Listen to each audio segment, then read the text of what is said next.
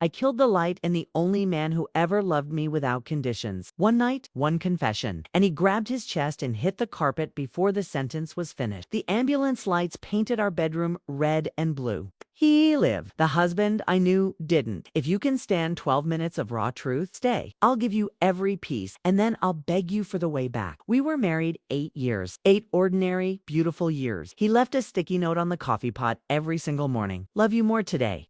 I slipped a doodle into his lunchbox, stick figure us holding hands. We weren't the couple on magazine covers. We were the couple who finished each other's sentences and still laughed at the same dumb jokes. Then the darkness came. Our son was 3. Postpartum depression didn't knock. It moved in. Nights I stared at the ceiling while the baby monitor glowed green. Days I moved through the house like a ghost. My husband saw it. He always saw everything. He came home early, rubbed my feet, planned movie nights with popcorn and my favorite blanket. I smiled through cement lips and told him I was just tired. That's when the gym happened. I dragged myself there because the internet said endorphins fix everything. The new trainer listened when I rambled about diaper blowouts and how I couldn't remember the last time I felt pretty. He nodded, asked questions, remembered my coffee order. For the first time in months, I felt seen. It started small. A thumbs up emoji after a good workout. A how's your day text. A rain-soaked afternoon when the gym closed early and we ended up at the diner across the street. I told myself it was nothing. Lonely people talk. That's all. But loneliness is a slow drip. One day, the bucket overflows. The first line crossed was a handhold on a park bench after my husband forgot our anniversary because inventory ran late. I was hurt. Hormonal, drowning. The trainer texted, rough day. I said yes. He said, meet me. We sat under dripping trees. He took my hand. I let him. It felt like air after holding my breath for a year. After that, the secret meetings stacked up. Grocery store parking lots, a quick hug behind the preschool before pickup. One afternoon in his backseat while our son napped at daycare. Nothing you'd film for a soap opera, just enough stolen. Oxygen to keep me floating through the guilt. I almost got caught 3 times. My husband came home with roses to surprise me. I was whispering on the phone in the laundry room. The front door clicked. I dropped the phone into a pile of wet towels. He walked in, saw my face, asked if I had a migraine. I nodded. He kissed my forehead and started chopping onions for dinner. The phone buzzed under socks for 20 straight minutes. 2:14 a.m., a heart emoji lit my screen. My husband's phone was charging beside mine, same notification chime. He stirred, reached, saw the glow. I snatched it, mumbled something about a gym reminder. He believed me, rolled over, snored again. I stared at the ceiling until the bird started. We planned a diner 40 minutes away. I told my husband I was visiting a friend with a new baby. Halfway there, my son spiked a fever. Husband called. He's asking for mommy. I spun the car around, tears blurring the road. The trainer kept texting. I blocked him for 72 hours, then unblocked, then hated myself harder. Every close call was a bucket of ice water. Every time I swore it was the last. Every time the fog pulled me back. 5 months. That's how long the double life lasted. 5 months of being the perfect mom who packed fruit, snakes in lunchboxes, and the secret woman who felt her pulse race in a parking lot then. One morning, our son looked up from his cereal and asked why Daddy's smile didn't reach his eyes anymore. Something cracked open inside me. I ended it with a single text. I can't, please stop. He wrote back, okay. I thought the worst was over. 6 weeks of white knuckling normal. I started online therapy at 11 p.m. when the house slept. I cooked his favorite chicken parmesan without being asked. I left the sticky notes now. I thought if I poured love fast enough, the leak would seal.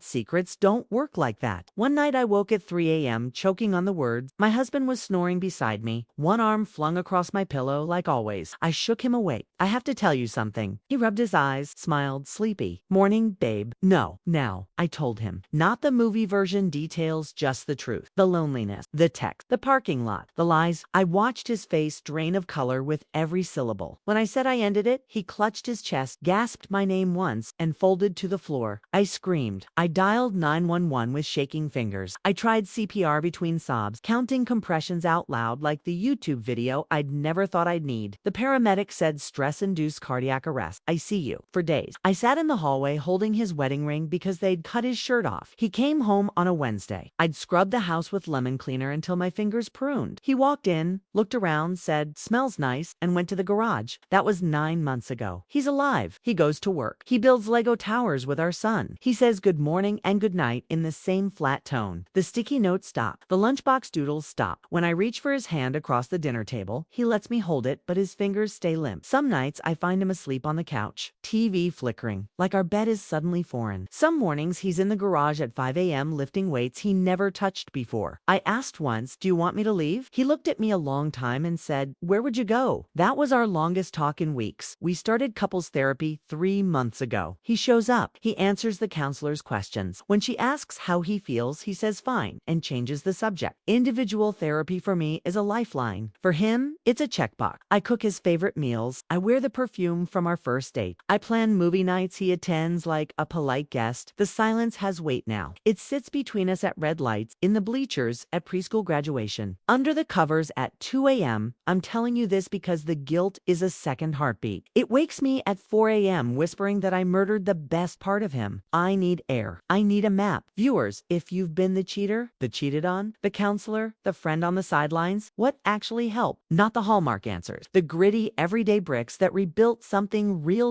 In the comments, give me your honest options. 1. Keep dragging him to therapy, or back off and risk the drift becoming permanent. 2. Tiny daily moves that don't feel like groveling specific. Please. 3. Has any marriage come back from this exact silence and ended up stronger? How did the first real laugh happen again? I'll read every word. I swear on the sticky note still stuck to the fridge from the morning everything changed.